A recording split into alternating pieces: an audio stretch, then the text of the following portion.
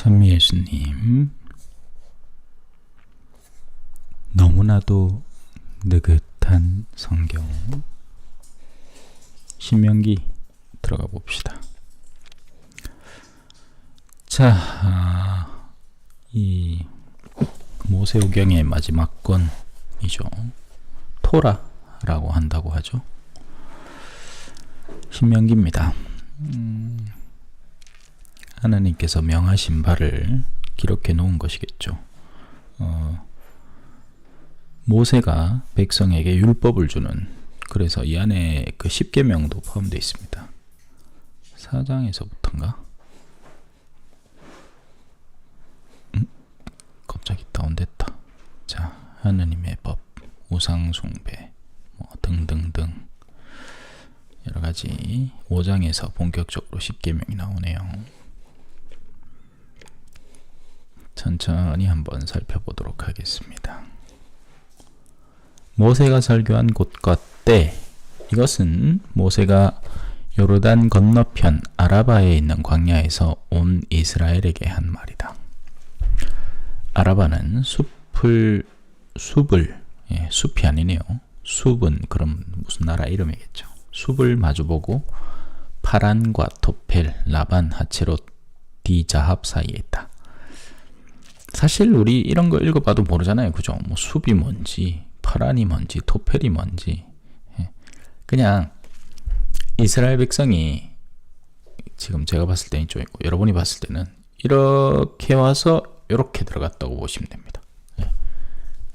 그래서 나중에 성경 지도 제가 지금 한번 보시면 그렇습니다. 자, 이집트에서 빠져나와서 이렇게 아래쪽으로 쭉 한 바퀴 내려갔다가 그리고 쭉 올라와서 또 여기서 한 바퀴 돌았나 봐요. 그리고는 다시 쭉 올라가서 여기가 예루살렘 아닙니까? 그죠? 사이에 있는 거 봐서는. 그래서 동쪽에서 서쪽으로 이렇게 들어가는 개념입니다.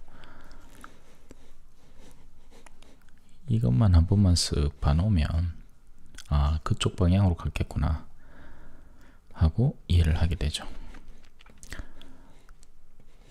그러니까 어떻게 보면 굉장히 돌아간 거죠. 뭔가 바로 가로질러 갈 수 있었던 그 길을 돌고 돌아간 겁니다. 뭐 옛날에 내비게이션이 있었겠습니까? 지도가 있었겠습니까? 그죠? 그냥 돌고 돈 거죠. 막무가내로.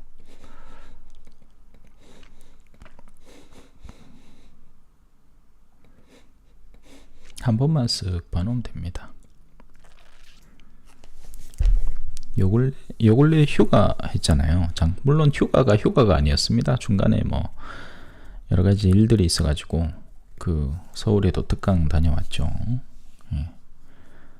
얼굴 살 빠졌다고 생각하시는데 실제 살은 찌고 있습니다. 지금 제 체중이 오늘 아침에 달아봤는데 92.5에 육박하더라고요. 자, 그래 쓸데없는 얘기는 여기까지 하고 컴퓨터는 그래도 거리가 좀 있어서 잘 보입니다. 가까이 있는 거 글씨 쓸 때가 안 보여서 그렇지. 웬만한 거리는 뭐 봐줄만 합니다. 자, 계속 갑시다. 그래서 이런 걸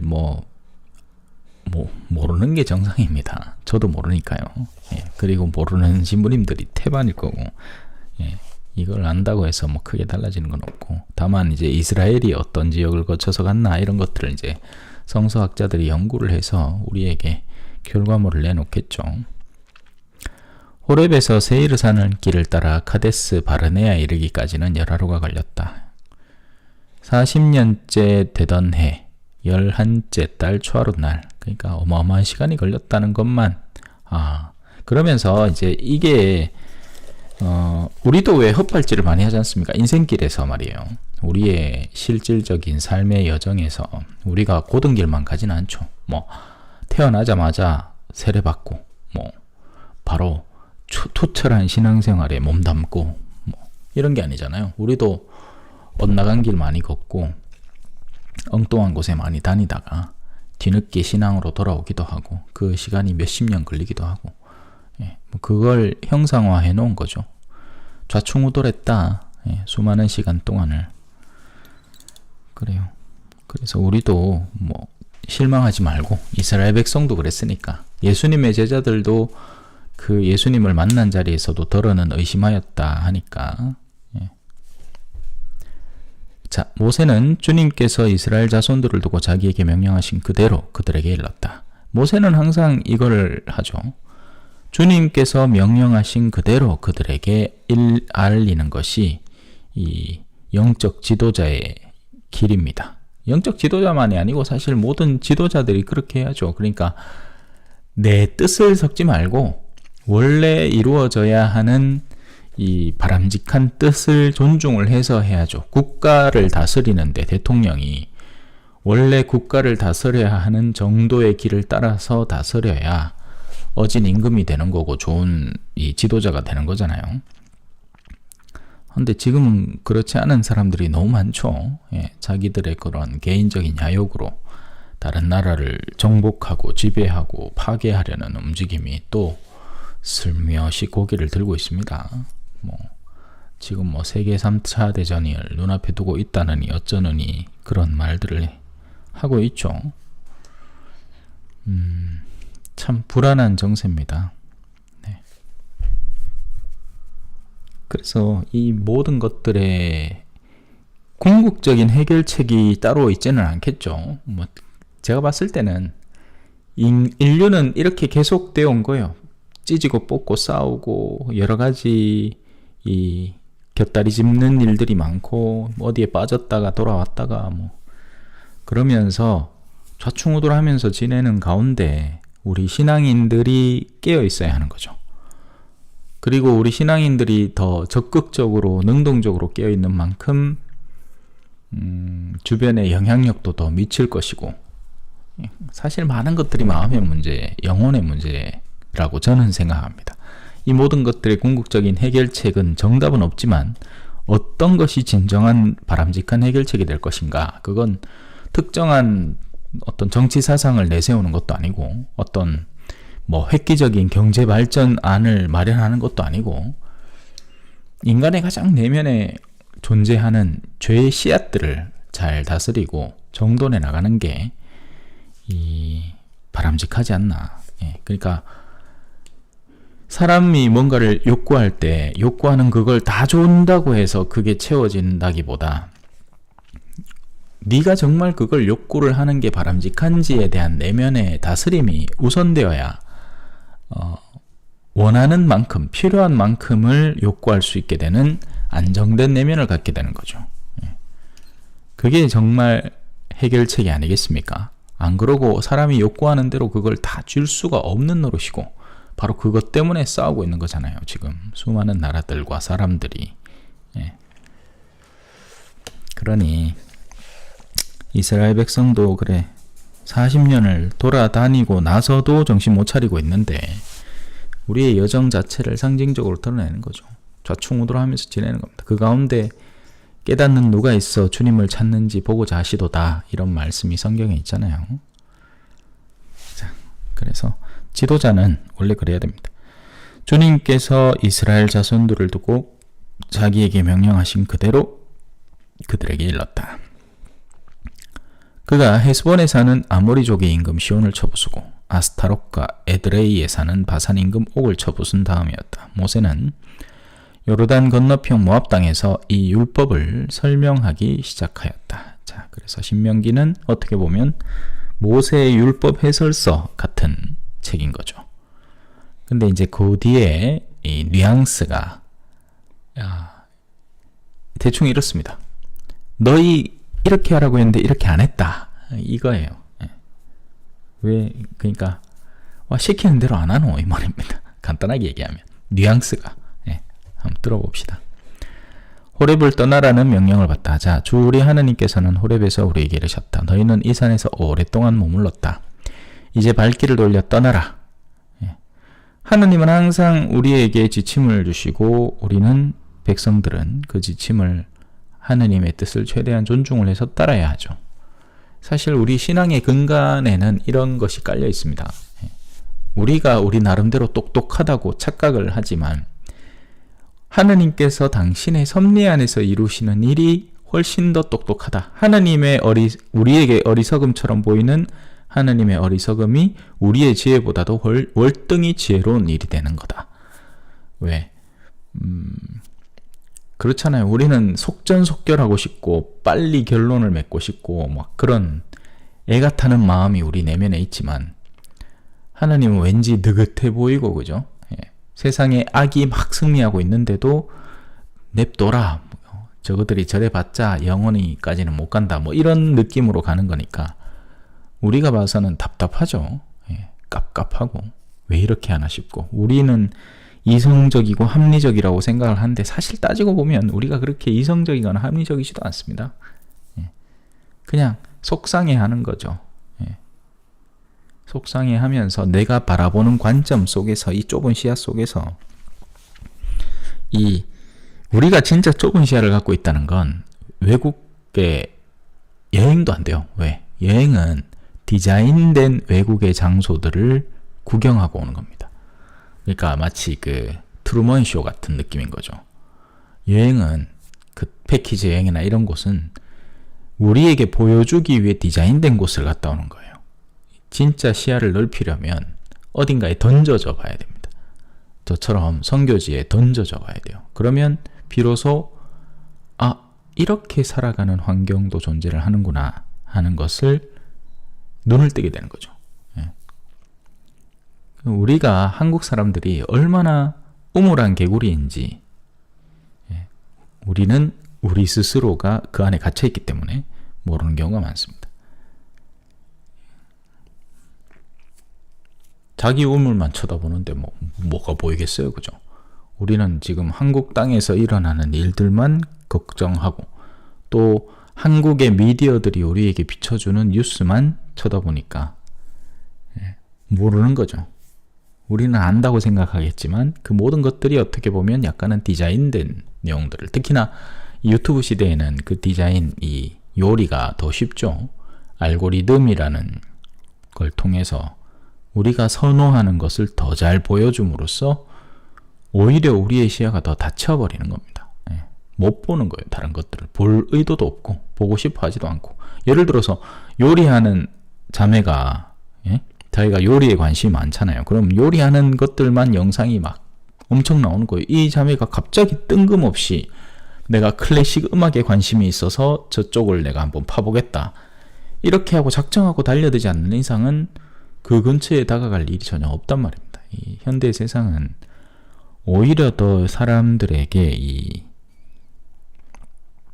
눈가리개를 씌우는 것 같은 느낌이에요. 특히나 이제 이 AI가 폭발적으로 그 활동 가능성을 확장을 하면서 뭐 하겠습니까? 그거 가지고 뭐 할까요? 더 사용자 친화적이고 중심적인 요소들을 만들어주겠죠. 그러면 그 역반응으로 우리는 더 내가 사는 영역에만 갇히기 쉬운 사람들이 되는 겁니다. 내가 가장 맛깔스러워하는 것만 떠먹여주는 것 앞에서 좋다고 살아가는 거죠. 자, 그래요. 여튼 이스라엘 백성은 그나마 여러 군데를 여기저기 갑니다. 왜? 하느님께서 가라 하면 가는 거예요. 여기서부터 이제 다른 의지가 개입이 되죠. 재밌죠? 만약에 우리가 우리 삶을 우리 스스로 디자인한다면 광야에서 사탄 만날 일을 우리가 우리 삶에 집어넣겠습니까? 아닌 거죠. 그럴 리가 없지 않습니까? 내가 왜 고생하는 걸 나 스스로 찾아서 해야 돼요? 우리는 있던 데 늘 있고 싶어 하잖아요. 심지어 성당 자리도 앉던 데 앉고 싶어 하지 않습니까? 뭔가 새로운 곳을 시도해 보려는 의지 자체가 존재하지 않죠, 좀처럼. 근데 하느님의 뜻을 따라 산다는 건 어떤 의미예요? 내가 원하건 원치 않건 하느님께서 가라 하시면 가야 하고 오라 하면 와야 하고, 그런 거죠. 가기 싫은데 가라 하면 가야 되고, 거기가 마음에 들어서 오기 싫은데 오라 하면 와야 되고, 그걸 대표적으로 드러내는 게 바로 이 성직자들의 삶 아니겠습니까? 우리가 뭐 어디 여기 더 있고 싶다고 더 있을 수 있는 것도 아니고, 나가고 싶다고 나갈 수 있는 것도 아니죠. 예. 이제 그런 체험들을 하면 역으로 내가 보지 못하는 영역에 눈이 뜨이기 시작하는 거죠. 예. 하느님께서 명령하시는 것을 따라 산다는 것이 우리에게 가져오는 다른 차원의 이점이라고 볼 수 있는 겁니다. 너희는 이 산에서 오랫동안 머물렀다. 그러니 이제 충분히 머물렀다. 예. 이제 발길을 돌려 떠나라. 아모리족의 산악지방 그리고 그 부근의 모든 지역 곧 아라바 산악지방 평원지대 네겝 해안지대로 가거라. 가나안족의 땅 그리고 레바논과 큰 강 유프라테스 강까지 가거라. 보아라, 내가 너희 앞에 저 땅을 내놓았다. 너희가 가려고 마음도 먹지 않았던 어떤 영역을 내가 너희에게 내놓았으니 이제 너희는 마음을 먹고 차지하기만 해라. 근데 이게 말처럼 쉬운 게 아니죠. 차지하라라는 것은 너희가 거기 가서 그 영역에 일을 하라는 거죠. 마치 선교 같은 거죠. 하느님이 우리에게 선교의 길을 열어준다는 말이 그냥 우리가 가만히 이제 본당에서 앉아 있는데 사람들이 저절로 찾아온다는 게 선교의 영역을 넓혀준다는 게 아니죠. 선교의 영역을 넓힌다는 건 우리가 나서서 사람들을 초대해 와야 하는 수고와 노력이 동반되어야 한다라는 이야기이기도 하잖아요. 그죠? 가서 주님이 너희 조상 아브라함과 이삭과 야곱과 그 후손들에게 주겠다고 약속한 땅을 차지하여라. 자, 모세가 우두머리들을 세웁니다. 그때 내가 너희에게 말하였다. 나 혼자서는 너희를 떠맡을 수 없다. 예, 이건 뭐 세상 누구라도 같은 마음입니다. 뭔가가 책임 영역이 많아질수록 절대로 혼자서는 할 수 없는 일이 됩니다. 본당이 그래서 뭐 작다 그러면 사제 혼자서 북치고 장구치고 다 할 수 있습니다. 예. 뭐 행정적인 업무도 그냥 몇 명 짜더라 몇 명 와서 그냥 미사 전에 그거나 뭐 미사 지향이나 몇 개 올리고 그죠? 또 뭐 기본적인 교무금 내고 그것들 서류 정리해주고 이 정도가 다죠. 재정 상태 정리하고 예. 이런 거면 혼자 할 수 있습니다. 근데 이제 막 신자가 몇백 명, 몇천 명 이렇게 막 늘어난다. 그럼 절대로 혼자 할 수 없죠. 마찬가지로 본당 안에서의 여러 가지 사목적인 직무도 원래는 사제가 최종 책임자예요. 자기가 책임 다 져야 됩니다. 근데 그렇게 혼자 하기에는 사람들의 수가 좀 있으니까 버거우니까 다른 대표자를 세우고 그들에게 일을 같이 나누어 맡기는 거죠. 주교님도 마찬가지고요. 예. 원래는 주교님이 이 교구 원래 혼자 다 다스리셔야 돼요. 근데 교구가 커질수록 그게 말이 안 되는 일이 되니까 그 동업자로 조력자로 사제들을 선발을 하시는 거죠.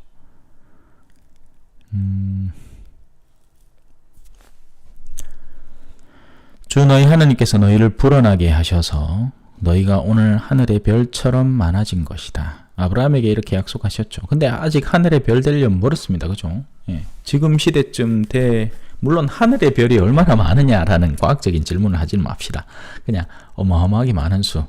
사실은 많아진 건 맞겠죠. 예. 그동안에 자녀들이 태어나고 성장하고 또 옛날에는 애들을 얼마나 많이 낳았겠습니까? 그러니 별처럼 많아진 후손은 맞는데 지금은 훨씬 더 많아졌겠죠. 물론 지금의 한국만 바라보면 줄고 있을 겁니다. 예. 아래 세대에서 신앙을 더 이상 전달받지 않고 신앙의 대가 끊기는 일들이 흔하게 벌어지고 있으니까요. 주 너희 조상들의 하느님께서 너희에게 이르신 대로 너희를 1000배나 더 많게 하시고 너희에게 복을 내리시기를 빈다. 그렇지만 나 혼자서 어떻게 너희의 무거운 짐과 너희 송사를 다 떠맡을 수 있겠느냐. 예. 누구나 이 사람들은 이제 장이라는 직분을 한편으로 부러워하는데 막상 그 직분을 자기가 스스로 떠맡아 보면 그걸 책임감 있게 떠맡으면 이라는 전제하에 떠맡아 보면 저게 할 짓이 못 되는구나 라는 걸 누구나 알게 됩니다. 예. 이 세상에 장점만 있는 일은 없어요. 거기에 소요되는 직무와 책무가 뒤따르니까 그런 높은 자리가 생겨나는 거죠. 예. 근데 이제 실제적으로 거기를 차지하려는 사람들은 자기의 권리만, 높은 자리의 권리만 누리고 의무는 하지 않으려는 사람들이 거의 대부분이죠. 그러니 꼬라지가 엉망으로 돌아가는 겁니다. 그죠? 예. 너희는 지파별로 장이라는 직분에 해당하는 사람들의 내적 가치, 지혜로운 사람, 슬기로운 사람, 지식을 갖춘 사람을 뽑아라. 예. 그러니까 멍청한 사람, 예? 이 지혜롭지 않은 사람, 이 세속 가치에만 집착하는 사람, 또 그 직무를 수행할 합당한 지식 자체가 없는 사람, 혹은 그 지식 자체를 습득할 가능성이 없는 사람, 수학 능력에 대한 이야기죠. 그런 사람들을 뽑아 놓으면 이제 밑에가 엄청 고생을 하는 겁니다.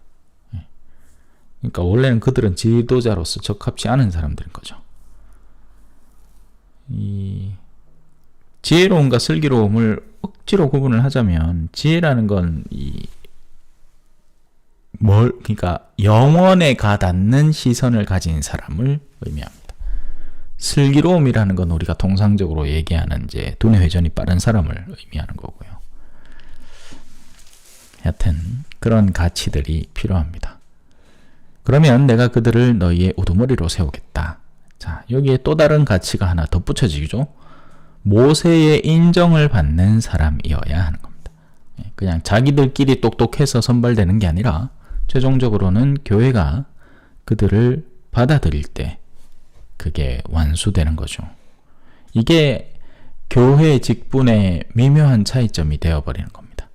세상에서는 자기들이 똑똑하고 자기들이 능력이 있으면 높은 지에 올라가는 것이 수순인데, 교회는 그것과 더불어서 교회가 인정을 하는 사람이어야 하는 거죠. 어떤 때는 이제 세상적인 능력치가 좀 떨어져도 교회가 인정해버리는 경우도 생기는 겁니다. 그러니 세속 사람들이 보기에는 뭐가 어떻게 돌아가는 거야? 싶겠죠. 자, 그러자 너희는 말씀하신 대로 하는 것이 좋겠습니다 하고 나에게 대답하였다. 동의했다는 얘기죠. 아멘이라는 겁니다. 그래서 나는 너희 지파들의 우두머리들, 곧 지혜롭고 지식을 갖춘 사람들을 데려다가 너희 우두머리로 내세워 그들을 각 지파의 1000인대장, 1000사람을 맡는 대장, 100인대장, 100사람을 맡는 대장, 50인대장. 저는 옛날에 이 100인대장, 100인대장 하길래 100인만 대장이 되나? 뭐 이런 아주 어릴 때 말이에요. 아주 어릴 때. 이게 어디에서 나왔느냐면, 저 단어를 성경에서 보기보다 옛날에 그 프라모델 중에 건담 시리즈가 있었습니다. 그 건담의 어떤 건담 중에 하나가 백인대장 건담 이런 게 있었어요. 그래서 난 그걸 보면서 백인만 흰 사람이 대장이 되나? 이렇게 생각을 했죠. 참. 자, 그냥 문득 그 생각이 났네요. 50인 대장, 10인 대장, 무슨 말인지 다 알겠죠, 그죠? 1000사람, 100사람, 50사람, 10사람. 그래서 이 10인 대장을 우리 신학교에서는 반장을 두고 데카노스라고 하거든요. 여기에서 말하는 그 대가가 이 10명의 장이다라는 의미를 갖고 있어요. 그냥 작은 소대장 개념인 거지. 소대장, 중대장, 대대장, 사단장 뭐 이런 개념입니다. 그리고 그 밖에 관리도 필요했던 겁니다. 관리로 삼았다. 본당 신부쯤 되면 이제 뭐 한 100인대장쯤 되는 거죠. 주교님은 1000인대장인 거고. 예. 물론 100명 넘지. 예. 100명 넘지만 대충 느낌에. 자, 또한 그때 나는 너희의 판관들에게 명령하였다. 너희 동족 사이에 문제가 생기면 잘 듣고 의롭게 재판하여라. 동족뿐 아니라 동족과 이방인 사이에도 그렇게 하여라. 그래서 이것들을 이제 송사가 생겼을 때 그것을 해결하는 사람으로서 책임자를 뽑고 장상을 그러니까 뽑는 겁니다. 장상은 이 하느님의 뜻에 의해서 선발되는 이들이라는 거죠. 순명이라는 가치는 그 장상이 죄스러운 것을 직접적으로 명령하지 않는 이상은 기본적으로 세속의 장상에게도 순명의 정신을 갖고 있어야 됩니다. 그런데 요즘 이런 것들이 판판이 무너지고 있죠. 성당에서 분위기만 봐도 뭐 신부님에게 순명을 한다? 이런 느낌을 잘 못 받습니다. 몇몇 열심한 신자분들에게서나 뭐 보이지. 그거 아닌 다음에는 사람들이 다 똑똑해서 자기의 합리성을 신앙적인 어떤 수용보다 더 앞세우기 때문에 자기의 이성적인 영역을 벗어난다. 물론 죄가 그러니까 나를 죄짓게 하는 어떤 요소라면 그건 거부를 해야 됩니다. 근데 그게 아닌 다음에는 내가 생각하기에는 이게 맞는데 왜 이걸 이렇게 하시지? 생각은 할 수 있지만 하자는 대로 한번 해보고 그리고 나서 얘기를 해도 늦지 않습니다. 근데 이게 잘 안 되죠. 현대인들에게는 이 부분이 잘 안 됩니다. 자기들이 더 똑똑해요. 그리고는 곧잘 충돌로 이어지는 겁니다. 그러니까 지금에 와서는 그러니까 사제생활 하는 것도 쉽지 않습니다. 옛날에는 신자들이요, 예를 들어서 무슨 독일 신부님이 오셔가지고 뭐라 한다 그러면 네 하고 들었습니다. 근데 지금은 아니죠. 지금 이제 사제생활하기가 쉽지가 않습니다. 이 학문적인 어떤 지적 능력과 더불어서 사람들 사이에 어떤 조정자로서의 역할도 제대로 해야 되고 그걸 굉장히 현명하게 잘 이끌어 나가야 해요. 근데 그럴 능력이 오히려 더 줄어들고 있는 느낌이에요. 그러니 이제 그런 것들이 너무 심적으로 부담이 되니까 공황장애 같은 것도 오는 거죠.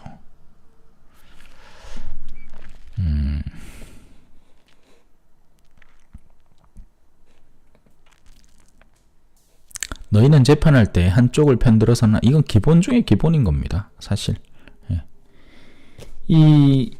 그래서 이 장의 자리에 있으면요, 이 사람들로부터 이런 메시지가 전달이 되어 오는데 그때 굉장히 신중해야겠죠. 한쪽 의견만 듣고 결론을 내려서는 안 되고, 될 수 있으면 이제 그 양자의 의견을 골고루 청취를 하고 어떤 일을 진척시킬 수 있도록 신중해야 됩니다.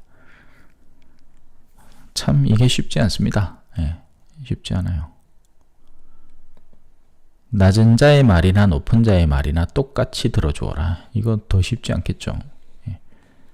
높은 자가 갖고 있는 그 영향력 때문에 여러 가지 영향력들, 그가 갖고 있는 권세, 또 금전적인 영향력, 뭐 이런 것들이 내가 뭔가를 올바르게 판단하는데 영향을 미칠 준비를 하고 있는 거죠.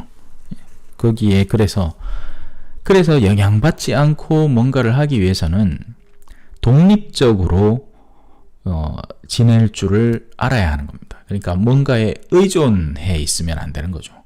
이게 또 쉽지 않은 부분입니다. 우리가 정말 그렇게 지낼 수 있느냐? 쉽지 않죠. 보통 그래서 형제님들이 이 결혼을 하면 배우자의 말에 영향을 굉장히 많이 받습니다. 만약에 자기가 혼자 이성적인 사고로 식별을 하면 공평하게 식별할 일을 옆에서 배우자가 자꾸 뭔가 영향을 미치려고 하니까 이게 올바른 식별이 잘 안 되는 경우가 좀 있기도 하고 그렇죠. 자, 재판은 하느님께 속한 것이니, 그러니까 판단은 하느님께 속한 것이니 사람을 두려워하지 마라. 그러니까 사람을 두려워하지 말아야 하는 거예요. 사람이 갖고 있는 영향력의 영역에서 내가 무언가를 올바로 판단을 해야 될 때. 근데 뭐 보통 사람이 이런 것들을 이렇게 신중하고 심각하게 판단할 일이 뭐가 있겠습니까? 별로 없습니다. 그냥 기껏해야 그냥 집안에서 싸운 두 자녀들 앞에 두고 네가 잘했니 해주는 걸로 그냥 끝나는 거죠. 근데 이게 사회에서 어떤 더 높은 직분을 이렇게 얻게 되거나 아니면 이렇게 본당에서 주임사제로 일을 한다 이럴 때는 어떤 때는 이제 사람들 사이에서 일어나는 분쟁에 적절한 조정을 할 필요가 있겠죠. 그때 사람을 두려워해서는 안 된다고요. 재판은 하느님께 속한 것입니다. 올바름을 잘 파악해낼 수 있도록 신중하고 평소에도 생활 자체가 그래야 되겠죠. 예를 들어서 내가 막 골프를 너무 막 집착을 해서 좋아해. 근데 그 골프를 내가 즐겁게 치도록 도와주는 신자가 하나 있다고 쳐요. 근데 이 사람이 예를 들어서 다른 사람하고 분쟁이 생겼어. 근데 이 사람 잘못했어. 근데 내가 이 사람에게 섭섭한 식별을 해줬을 때는 이 사람이 내가 즐기는 골프에 대해서 이제 더 이상 그거를 쉽게 얘기할 수 없는 이 상태가 되어버리니까 이 사람에게 힘을 실어줘 버리는 겁니다. 그러면 이거 파토나는 겁니다. 이제 그때부터는 그런 거죠. 뭐 그런 일들이 비일비재하게 벌어지고 있죠. 그래서 뇌물 받지 마라. 예. 그냥 할머니들이 뭐 용돈 주는 걸 받는 거 하고 누군가가 분명한 목적과 의도를 가지고 거금의 기금을 의탁하는 건 달라지는 겁니다. 그러면 식별에 있어서 올바른 식별이 안 되는 겁니다. 근데 이런 일들이 일어나게 된다. 자, 한 분이 뭐 간단한 주제에 장개틀이 없는 한국 성당. 뭐 여러 가지 이유가 있었습니다. 원래 원칙대로라면 전례 중에 장개틀을 하는 게 맞아요. 원칙대로라면 원칙의 원칙대로라면 여전히 라틴어 미사 드려도 됩니다. 근데 이게 실천적인 영역에서의 이 현실적인 과제들이 공존하는 거죠. 그래서 그걸 아예 무시할 수는 없고 본당마다 적절하게 해결해 나가면서 그걸 하는데 통상적으로 한국은 이 소음이라는 것에 첫째 민감합니다. 그리고 이 장개틀, 옛날 장개틀 것은 이제 많이 낡기도 낡고 해서 장개틀을 내릴 때 과당당당 하고 부주의한 사람이 너무 많아요. 한편으로는 엄청 엄숙하고 막 형식적인 것 같은데 실제 그 형식을 집행할 때 있어서는 너무너무 부주의하고 뭐 생각 없이 살아가는 겁니다. 그러니까 오히려 전례에 방해가 되는 경우들이 많이 생겼기도 했었어요. 실제로도. 장개틀 내리라 하는데 장개틀 내리는 순간에 막 과당당당당당 하는 거예요. 또 이제 어르신들이 점점 늘어나면서 팔에 힘도 없고 뭐 그런 거죠. 그러다 보니 있던 장개틀이 사라진 것도 있고 두 번째로는 무릎을 잘 못 꿇게 됩니다. 이거는 이제 나중에 저도 아직 젊으니까 근데 젊은데도 저는 무릎 부분에 뭐가 이렇게 좀 볼록 솟아나 있어가지고 저도 원래 무릎을 잘 못 꿇습니다. 예. 그래서 푹신한 게 깔려 있지 않은 장개틀이면 이거는 뭐 저보고 죽으라는 얘기밖에 안 돼요. 예. 그래서 어르신들의 입장에서 당신들이 옛날 장개틀에 뭐 요즘 좋은 장개틀은 쿠션이 아주 두텁게 깔려 나오고 내려도 고무가 충분히 그 소음을 어느 정도는 완화시켜 주는 그런 장개틀이 있는가 하면 그렇지 않은 장개틀도 많단 말입니다. 예. 그냥 나무 판때기로만 딱 되어 있는 거. 우리가 젊을 때야 뭐 어디가 무릎을 꿇건 뭐 그냥 무릎으로 기어다니건 뭐 괜찮은데 이 어르신들은 이제 그런 부분은 저는 충분히 이해가 됩니다. 예. 힘들죠. 장쾌틀이 아니라 장괴틀입니다. 장괴틀. 예.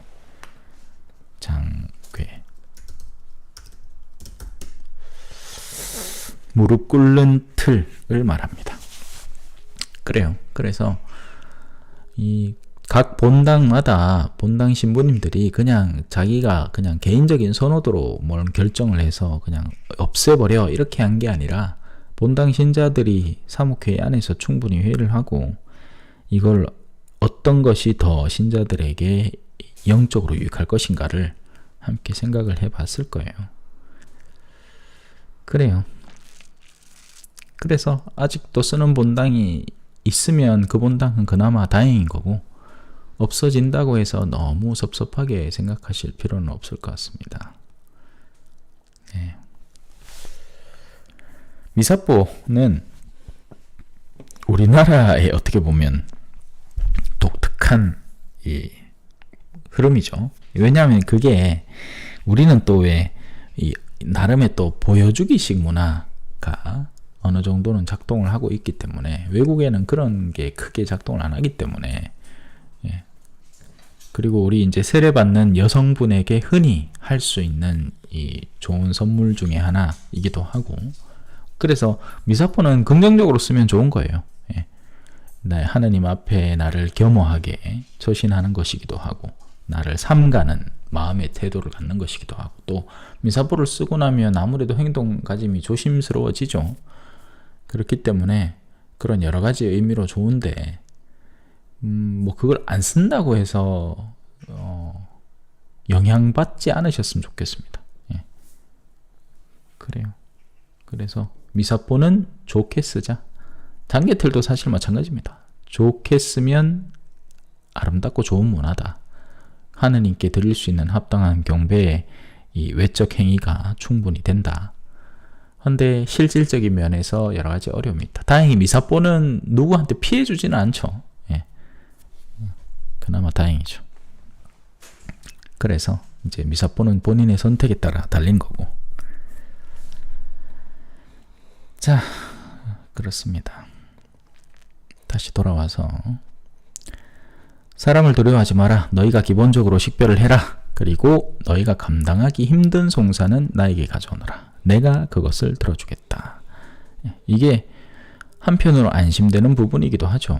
근데 다른 한편으로는 지금 이때는 이제 하느님께서 이런저런 것들에 대해서 모세와 이렇게 이야기를 나누는 시대였고, 지금은 이제 하느님께 얘기를 해도 들려오는 게 없죠. 그게 좀 답답한데, 그래도 그걸 이제 믿음의 차원으로 승화시켜야 되는 거죠. 너희가 뭔가 결정하기 힘든 영역에서는 내가 항상 도움의 손길을 주겠다라는 모종의 약속이니까. 그때 나는 이렇게 너희가 해야 할 모든 일을 명령하였다. 가나안 정찰. 자, 이제부터 이제 시작이 됩니다. 이렇게 하라 했다. 근데 너희 하느님의 분부를 거역하였다. 너희는 거역하였다. 너희는 말을 안 들었다. 이 얘기가 나옵니다. 우리는 우리 하느님께서 명령하신 대로 호렙을 떠나 너희가 본 저 크고 무서운 광야를 가로질러 아모리족의 산악지방 길을 따라 카데스 바르네아에 이르렀다. 거기에서 내가 너희에게 말하였다. 너희는 주 우리 하느님께서 우리에게 주시는 아모리족의 산악지방에 이르렀다. 보아라, 주 너희 하느님께서 너희 앞에 저 땅을 내놓으셨다. 주 너희 조상들의 하느님께서, 그러니까 하느님께서 이렇게 하라고 했고, 하느님께서 저 땅을 줬고, 하느님께서 너희에게 다 했다. 너희가 해야 할 일은 뭐다? 믿고 따르기만 하면 되었다. 근데 그걸 안 했다, 이 말입니다. 주 너희 조상네 하느님께서 이르신 대로 올라가서 차지하여라. 두려워하지도 말고 겁내지도 마라. 근데 지금 이 상황이 오늘날이라고 다를까요? 자, 여러분들이 신앙 안에서 듣고 있는 얘기가 뭡니까? 믿고 따르는 이에게는 영원한 생명의 땅이 약속된다는 거예요. 그러니까 우리가 지금 이 가나안을 정복해야 하는 이스라엘과 크게 다르지 않단 말입니다.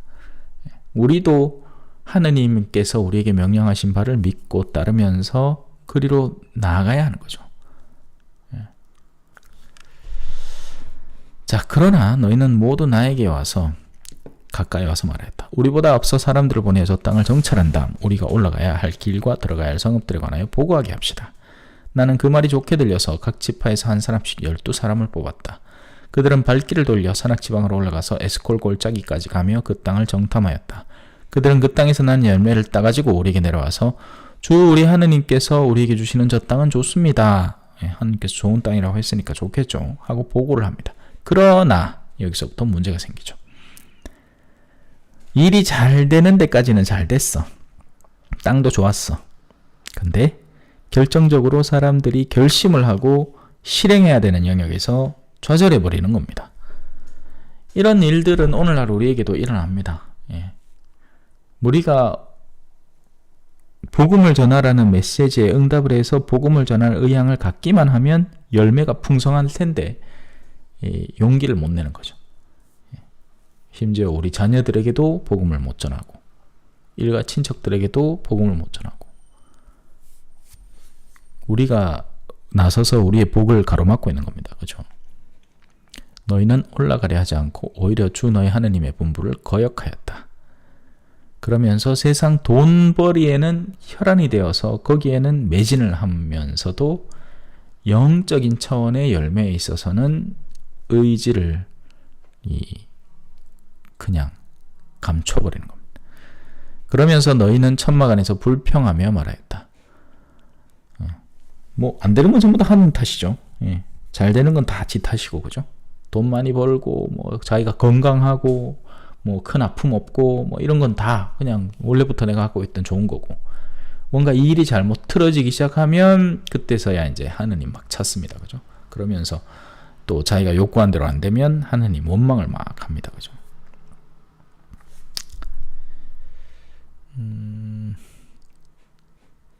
주님께서 우리를 미워하셔서 그러니까 이런 일들이 신약에도 반복되는 게요, 더러운 영역에서 나오는 생각들입니다. 하나님은 우리를 미워하지 않아요. 미워할 것 같으면 애시당초에 에집트에서 죽여버렸을 겁니다. 아니죠. 그들을 이끌고 나오고 그들을 사랑하니까 그들에게 더 좋은 것을 주려는 게 하느님의 본래의 목적인데, 이제 이런 불평하는 자들의 입에서는 항상 그와 반대되는 이야기들이 나옵니다. 아모리족의 손에 넘겨 멸망시키려고 우리를 이집트 땅에서 이끌어내셨구나. 이거 더러운 영이 예수님 앞에서도 한 이야기죠. 우리를 멸망시키려고 오셨습니까? 돼지 2,000마리 그 앞에 두고 그 있잖아요. 기억납니까? 그와 미묘하게 맞닿아 있습니다. 그죠? 그러니까 그때 영, 이집트 백성을 좌절시키던 영이나 예수님 앞에서 예수님을 좌절시키려고 헛되이 시도하던 군대라는 영이나 지금 똑같은 놈들인 거죠. 어떻게 보면 이 의도의 방향이 똑같잖아요. 우리를 멸망시키려고 하셨습니까? 어쩌면 그럴 수도 있어요. 그죠? 이때 그렇게 반항하던 존재들이 그 2,000마리의 돼지떼에 새롭게 발현됐는지도 모르지. 이건 신학적인 얘기는 아닙니다. 이건 그냥 우스갯소리예요. 자, 우리가 어디로 올라가야 한단 말인가? 우리 형제들이 그곳 백성은 우리보다 오람하고 키도 크다. 성읍들은 클 뿐더러 하늘까지 닿는 요새로 되어 있다. 우리는 또 거기에서 안악인들까지 보았다 하면서 우리의 마음을 약하게 하지 않았는가? 좌절시키는 영혼들입니다. 그때 내가 너에게 말하였다. 그들을 무서워하지도 두려워하지도 마라. 하느님은 항상 이 얘기를 또 하죠. 예수님도 우리에게 와서 똑같은 얘기를 하죠. 두려워하지 마라. 나다. 물리를 걸어가는 기적 속에서 예수님이 제자들에게 두려워하지 마라. 또 부활하시고 나타나셨어도 두려워하지 마라. 너희 앞에 서서 가시는 주 너희 하느님께서는 너희가 보는 앞에서 이집트에서 하신 것과 똑같이 너희를 위하여 싸워 주실 것이다. 하느님의 조력이 있을 것이다. 너희가 결심만 하고 그대로 실행만 한다면 하느님께서 도와주실 것이다. 두려워하지 마라. 뭐 매번 이 성경 강의를 한답시고 방송을 켜면서도 오늘은 또 어떻게 이걸 이끌어가야 되지? 이런 고민들. 특강을 다니면서도 오늘은 또 사람들에게 어떤 내용을 이야기해야 되지? 이런 막연한 이 스칫 이렇게 나에게 이렇게 순간적으로 뿜어져 나오는 생각들이 있단 말입니다. 그건 뭐예요? 내 의지를 좌절시키려는 거죠. 야, 마신부야, 네가 지금 거기 가서 무슨 얘기를 하려고? 네 그분당 처음 가잖아. 거기 아는 사람도 한 명도 없는데 그거 갖고 네가 뭔 하느님 이야기를 한다고, 그렇게 한다고 해서 그 사람 들어줄 것 같아? 뭐 이런 이 생각들이 자꾸 뿜어져 나오는 거죠. 무서워하지도 말고 두려워하지도 마라. 너희는 마치 사람이 제 아들을 얻고 다니듯 주 너희 하나님께서 너희가 이곳에 다다를 때까지 걸어온 그 모든 길에서 줄곧 너희를 얻고 다니시는 것을 광야에서 보았는데 그 광야에서도 그렇게 싸워주셨다. 그런데도 너희는 주 너희 하나님을 믿지 않았다. 요게 이제 이 1장의 주된 흐름입니다. 너희는 주 너희 하나님을 믿지 않았다. 그러니까 보세요. 믿었으면 일이 순탄하게 처리되는 겁니다. 근데 믿지 않으니까 이렇게라도 살아라 하고 법이 주어지는 거죠. 법이란 그런 개념이잖아요. 야, 네가 울타리 안에서 벼랑 근처에서 안 놀면 벼랑 안에서 마을에서 놀면 아무 상관없다. 근데 네가 자꾸 벼랑 쪽으로 가려고 하니 이제 나는 거기에다가 울타리를 세워야 되겠다. 이 말이잖아요. 너희가 천막 칠 곳을 찾아주시려고 또 너희가 갈 길을 보여주시려고 밤에는 불 속에서 낮에는 구름 속에서 앞장서 가시는 주님을 너희는 믿지 않았다. 너희 앞에서 밤에는 불도 켜주고 낮에는 구름 기둥도 세워주고 뭐 이런 거죠. 지금의 현대에 우리에게 전해지는 메시지이기도 한 겁니다. 과연 우리에게 신앙이라는 건 무엇인가? 우리는 과연 믿고 사는 사람들인가? 근데 우리는 너무나 자주 내일 걱정을 하죠. 내일 걱정, 오늘 걱정을 하죠. 먹고 사는 걱정을 하죠. 필요한 만큼 할 필요도 있습니다. 먹고 사는 걱정을 아예 안 하면 어떡해요? 지금 저만 해도 당장 점심을 뭘 먹지? 이거 생각은 해야지. 그래야 엉뚱한 거 안 먹고, 그죠? 건강한 음식을 먹고 잘 지내죠. 근데 거기에만 사로잡혀 있으면 문제가 생기는 겁니다. 너희가 천막을 칠 곳을 찾아주시려고 또 너희가 갈 길을 보여주시려고 밤에는 불 속에서 낮에는 구름 속에서 앞장서 가시는 주님을 너희는 믿지 않았다. 자, 주님께서 진노하셔 이스라엘을 벌하시다. 주님께서는 너희가 하는 소리를 듣고 진노하시어 이렇게 맹세하셨다. 이 악한 세대, 이 사람들 가운데서는 아무도 내가 너희 조상들에게 주기로 맹세한 좋은 땅을 보지 못할 것이다. 그러나 여푼네의 아들 칼렙만은 그 땅을 볼 것이다. 왜? 칼렙은 믿었으니까. 그는 주님을 충실히 따랐으므로. 우리 신앙 구조는 어찌 보면 복잡하지 않습니다. 하느님을 믿고 충실히 따르면 약속한 영원한 생명을 얻고, 의심하고 못 믿고 좌절하고 이러면 거기서 배제되는 거죠. 나는 그가 밟은 땅을 그와 그의 아들들에게 주겠다. 주님께서는 너희 때문에, 자, 그가 밟은 땅, 우리의 영적인 영역도 내가 한 번도 시도해보지. 자, 예를 하나 들어봅시다. 본당에서 봉사직을 맡겨요. 그러면 어떤 사람은 거절만 하는 거예요. 본당에 벌써 30년째 지내고 있는데 주임 신부님이 일 맡기려고 할 때마다 도망다니는 겁니다. 그러면 그 사람은 그 땅을 절대로 밟아본 적이 없는 사람이 되는 겁니다. 한번 덜컥 믿고 제가 그럼 한번 해보겠습니다 하고 그 땅을 밟아보면 그 땅은 자기 몫이 되는 거죠. 무슨 말인지 아시겠어요? 아까 얘기처럼 내가 한 번도 가보지 않은 어떤 성당이 있다. 그럼 지레 겁먹고 아이고 난 거기 못 가겠습니다. 전에 가봤으면 모르겠는데 한 번도 안 가본 곳에 제가 가서 뭐합니까? 이렇게 하면 그 땅을 한 번도 밟지를 못하는 겁니다. 그 영역에 있는 사람들의 영혼들을 마주할 수 없게 되는 거죠. 하지만 그걸 수용하고 받아들이면 그 사람들과의 유대관계가 생기고 그 땅이 밟힌다는 겁니다. 그러면 그게 우리의 소유가 되는 거죠. 주님께서는 너희 때문에 나에게도 화를 내시면서 말씀하셨다. 너 또한 그곳으로 들어가지 못한다. 너의 시종을 드는 눈의 아들 여호수아가 그곳으로 들어갈 것이다. 그가 바로 이스라엘에게 그 땅을 차지하게 해줄 사람이니 너는 그에게 용기를 북돋아 주어라. 그리고 적의 약탈물이 되리라고 너희가 말한 너희 어린아이들과 아직 좋고 나쁜 것을 구별할 줄 모르는 오염되지 않은, 사상에 오염되지 않은 아이들도 그곳에는 들어갈 수 있다. 이는 또 확대 해석을 해서 우리의 구원관과도 크게 연관을 맺고 있습니다. 그죠? 자기의 의지가 들어가서 거부를 하면 자기 탓으로 인해서 거기에 못 들어가는 거지. 그죠? 자기 탓 없이 우리 가톨릭 교회에서 그렇게 가르치죠. 이 신앙 세례를 받지 않은 사람들의 구원은 어떻게 됩니까? 그건 자기 탓에 따라서 자기 탓 없이 하느님을 알지도 못하고 그런데 양심에 따라서 잘 살았으면 괜찮다. 근데 그게 아니라면 하느님을 설령 몰랐다 하더라도 자기에게 주어져 있는 양심이라는 영역이 존재를 하는데 그걸 바탕으로 악을 저질렀다면 하늘나라에 들어가기 쉽지 않은 거죠. 자, 그러나 이제 다 됐습니다. 이제 마무리하고 마칠게요.